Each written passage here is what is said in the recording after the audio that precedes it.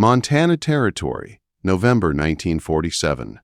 When Earl Hutchins dragged a 20-foot Quonset hut up the frozen trail toward his homestead, every man standing outside the Kalispell trading post stopped what he was doing and stared. The metal ribs rattled.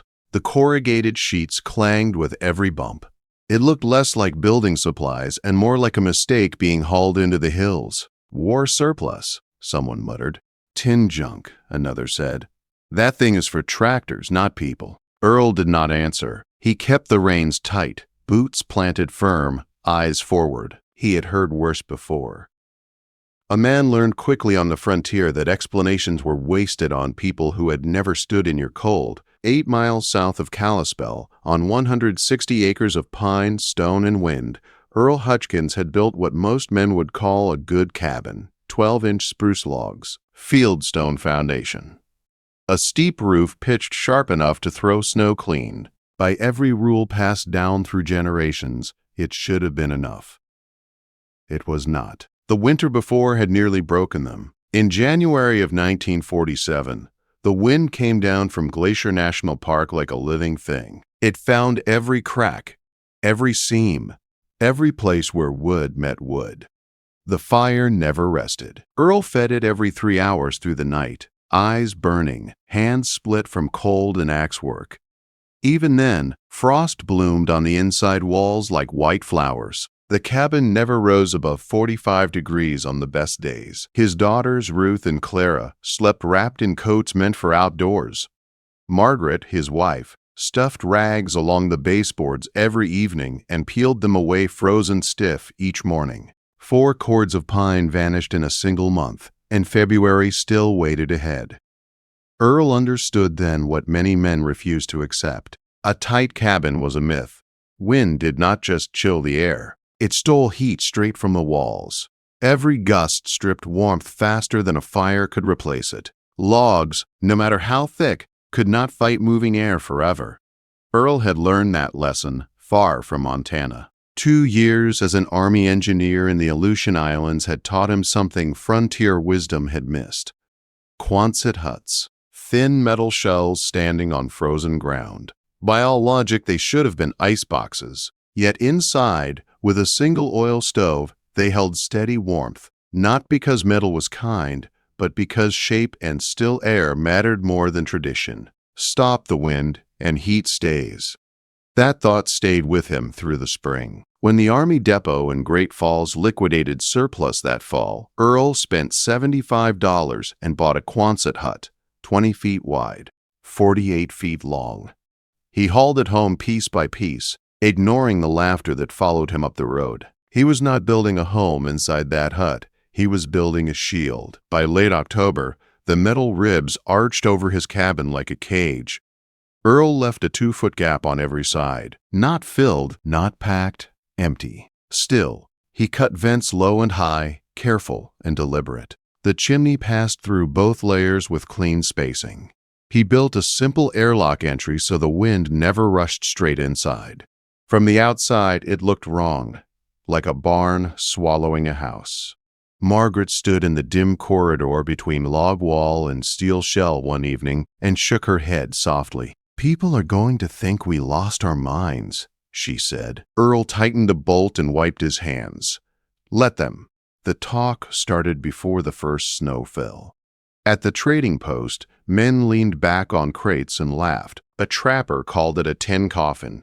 Someone else said the metal would sweat, rot the logs, and collapse under snow. Calvin Drecker, the sawmill owner who had built half the cabins in the valley, rode out to see it for himself.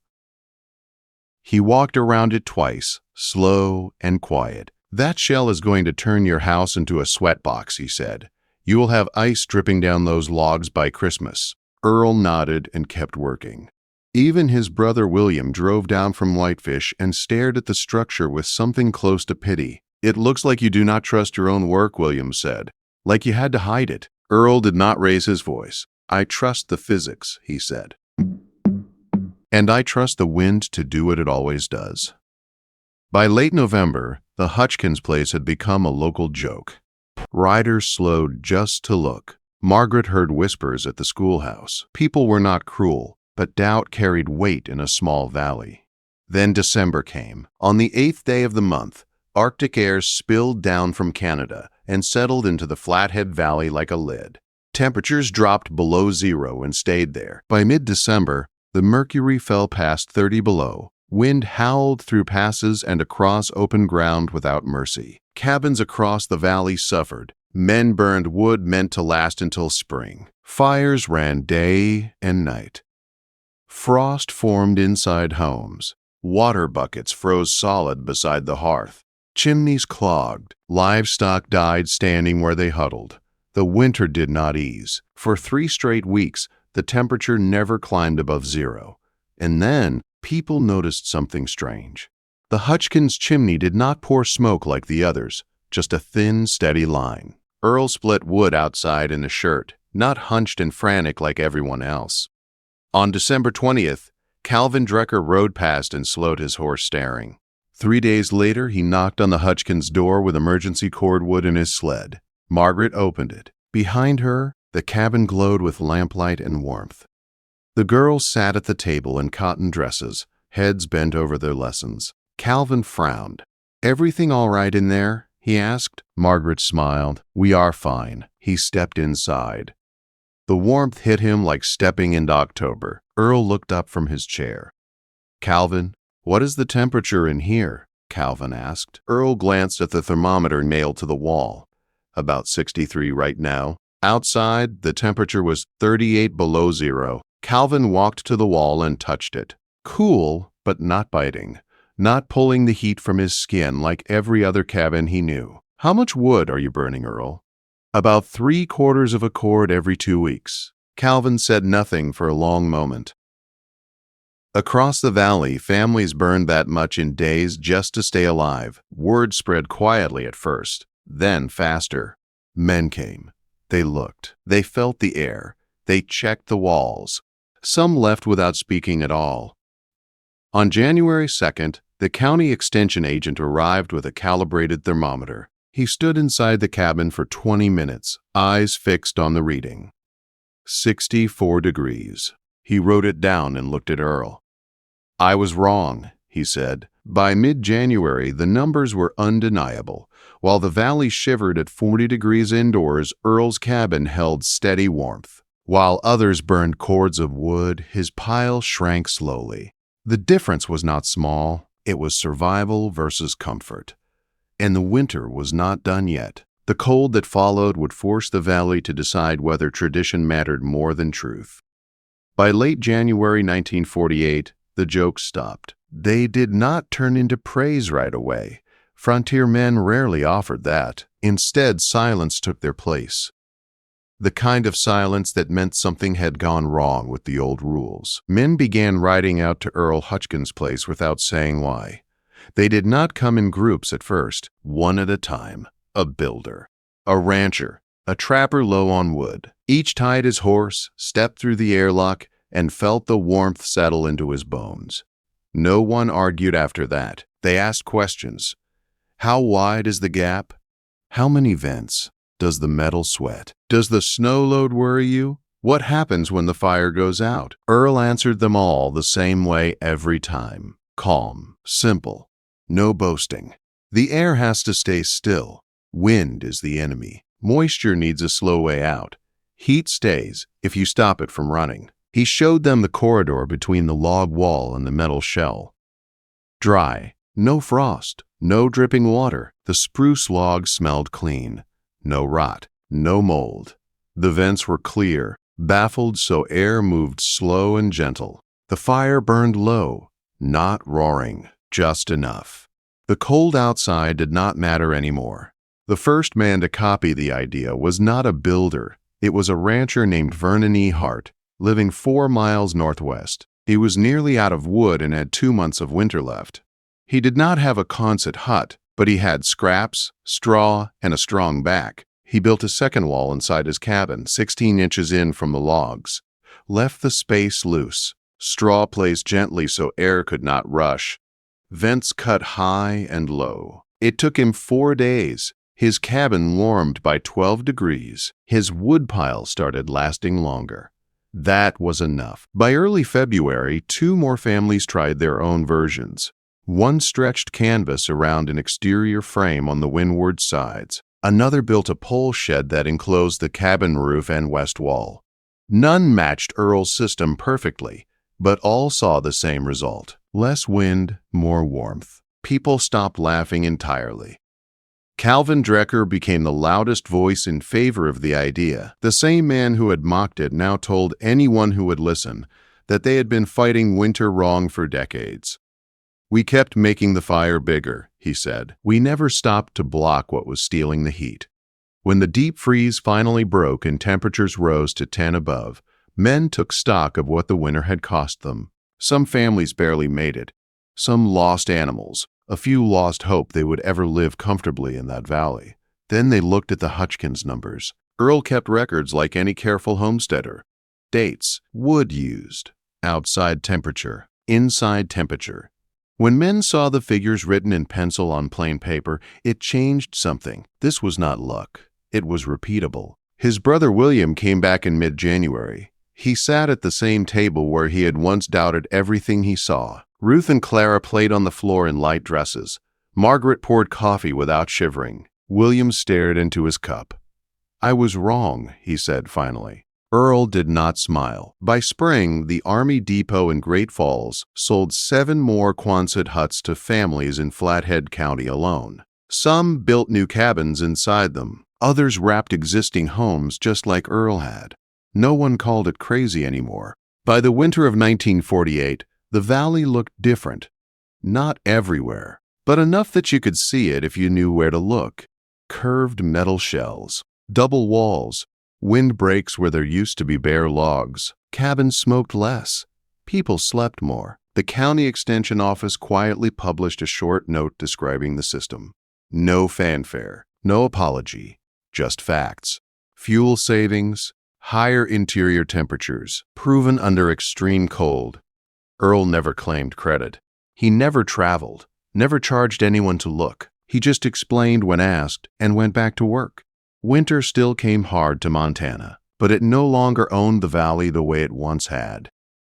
And when people talked about that winter years later, they did not talk first about the cold. They talked about the man who stopped the wind. By the winter of 1949, the change was impossible to ignore. Driving through the Flathead Valley after the first heavy snow, a man could spot the difference without stopping his horse. Some cabins poured smoke like factories, fires roaring day and night. Others breathed quietly, thin lines of smoke rising steady and calm. Those were the new ones. Cabins with shells, double walls, windbreaks built with intention. No one called them strange anymore. They called them smart. The men who had laughed the loudest were often the first to ask for details. Not publicly, not at the trading post. They asked quietly, one-on-one, the way pride demanded, how far from the wall? How many vents? Does it work without metal? What if I only cover the west side? Earl answered every question the same way he always had. No speeches, no claims of genius, just simple explanations grounded in what worked. Stop the wind. Trap still air. Let heat stay where it belongs. That winter was not as brutal as the one before, but it was cold enough to prove the point again. Families using the double wall methods burned far less wood. Children slept through the night. Men stopped waking every few hours to feed the fire. Women cooked without gloves. Frost stopped forming inside homes. Winter became something to live through, not fight every minute. Calvin Drecker rebuilt his own cabin that spring. The man who had once called the Quonset shell a sweatbox wrapped his house in a timber-framed enclosure with a 20-inch air gap. He left vents high and low, copied straight from Earl's design. When the next winter came, Calvin invited no one over. He did not need to. The warmth spoke for itself. By the early 1950s, variations of the idea spread beyond Flathead County. Some used surplus metal, others used pole barns, stacked firewood walls, even canvas stretched tight and sealed. The materials changed. The principle did not. Wind was always the enemy. Earl's daughters grew up without remembering winters as something cruel. They remembered reading at the table, drawing on the floor, sleeping through the night while storms screamed outside and failed to reach them. Margaret noticed the change in her husband, too. He was not as tired, not as worn. Winter no longer stole pieces of him year after year. He had energy left for spring, for planning, for living. The mockery of that first winter faded into memory. People forgot the jokes. They forgot who had laughed. They remembered only that something different had worked when nothing else had. Earl never wrote it down formally, never named the method, never claimed ownership. On the frontier, ideas belonged to whoever used them, but his cabin remained. The Quonset shell still arched over the logs year after year, shedding snow, blocking wind, holding warmth. The air gap stayed dry. The logs stayed sound. Time proved what winter had already shown. The family moved to town in the early 1960s so the girls could attend college. The cabin was left behind, quiet but intact. Hunters sheltered there sometimes. Travelers stopped during storms. Each time they noticed the same thing. It stayed warm longer than it should have. Decades later, builders studying old homesteads still paused at that place south of Kalispell. They measured. They knocked on the logs. They stepped into the air gap and felt how still it was, even on windy days. The lesson remained simple. Frontier survival was never about toughness alone. It was about learning faster than the land tried to kill you. It was about letting go of pride when physics proved you wrong. Earl Hutchkins did not defeat winter. He stepped around it. He understood that bigger fires were not the answer. Thicker walls were not the answer. Tradition alone was not the answer. Smarter design was. The coldest places did not reward stubbornness. They rewarded curiosity. They rewarded men willing to look foolish before they looked right. And that is why on a January night in Montana, even now, a family can sit warm inside a double-walled cabin while the wind howls outside and fails to steal what matters. Because once, a man everyone thought was crazy decided to stop the wind first.